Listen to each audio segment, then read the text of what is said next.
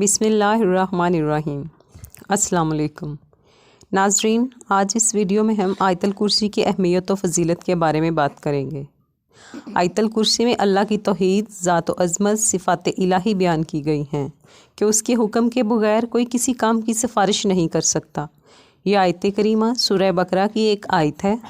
اس میں اللہ تعالیٰ کی ذات و صفات کا بیان ہے، عقیدہ توحید اور اللہ تعالیٰ کا وسیع علم، قدرت، ارادہ، سننا، جاننا وغیرہ دیگر صفات ذکر کی گئی ہیں۔ احادیث مبارکہ میں اس آیت کے بڑے فضائل بیان کیے گئے ہیں اور بعض روایات میں اسے قرآن کریم کی سب سے عظیم آیت قرار دیا گیا ہے۔ اس کی تلاوت کو 1/4 قرآن کریم کی تلاوت کے برابر فرمایا گیا ہے۔ صبح و شام اس کا پڑھنا اور فرض نمازوں کے بعد اس کے پڑھنے کا اہتمام کرنا انسان کے لیے شر سے حفاظت اور جنت میں داخلے کا سبب ہے۔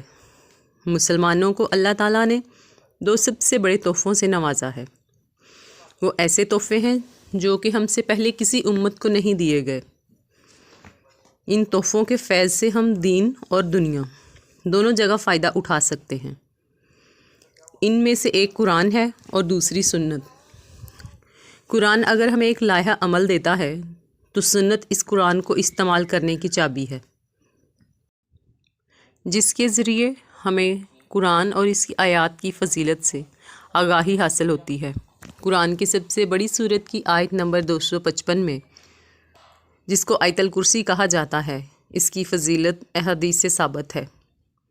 حضرت ابو ہریرہ رضی اللہ تعالیٰ عنہ سے روایت ہے کہ رسول کریم صلی اللہ علیہ وآلہ وسلم نے ارشاد فرمایا، جس نے صبح کے وقت آیت الکرسی پڑھی تو اس کی برکت سے اس کی شام تک حفاظت کی جائے گی، اور جو شام کو پڑھے گا تو اس کی صبح تک حفاظت کی جائے گی۔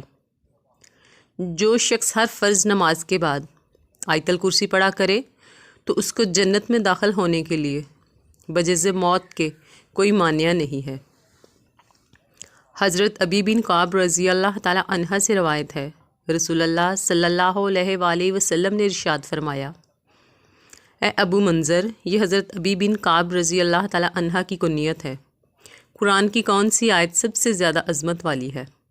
میں نے کہا، اللہ اور اس کے رسول صلی اللہ علیہ وآلہ وسلم زیادہ جاننے والے ہیں۔ پھر آپ صلی اللہ علیہ وسلم نے استفسار فرمایا، کون سی آیت کتاب اللہ میں سب سے عظمت والی ہے؟ میں نے عرض کی، اللہ لا الہ الا هو الحی القیوم۔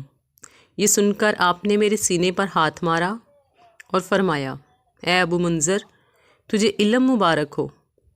اسما بنت یزید رضی اللہ تعالیٰ عنہ کہتی ہیں، میں نے رسول اللہ صلی اللہ علیہ وسلم کو یہ فرماتے ہوئے سنا کہ ان 2 آیتوں اللہ لا الہ الا هو الحی القیوم اور الف لام میم اللہ لا الہ الا هو الحی القیوم میں اللہ تعالیٰ کا اسم اعظم ہے۔ اس سے مراد یہ ہے کہ آیت الکرسی کی تلاوت جس سبب سے بھی کی جائے، چونکہ اس میں اللہ کے اسم اعظم سے اللہ کو پکارا جا رہا ہوتا ہے، تو اس کا جواب ضرور ملتا ہے۔ حضرت ابو امامہ رضی اللہ تعالیٰ عنہ نے بیان کیا ہے کہ نبی کریم صلی اللہ علیہ وسلم نے فرمایا، جو ہر فرض نماز کے بعد آیت الکرسی پڑھے گا، اسے جنت میں داخل ہونے سے صرف موت ہی روک سکتی ہے۔ اسی وجہ سے ہر فرض نماز کے بعد آیت الکرسی کی تلاوت کا حکم دیا گیا ہے۔ اس کو پڑھنے والے اور جنت کے بیچ میں صرف موت کا فاصلہ ہوتا ہے۔ سوتے وقت آیت الکرسی پڑھنے والا صبح تک شیطان سے محفوظ رہے گا۔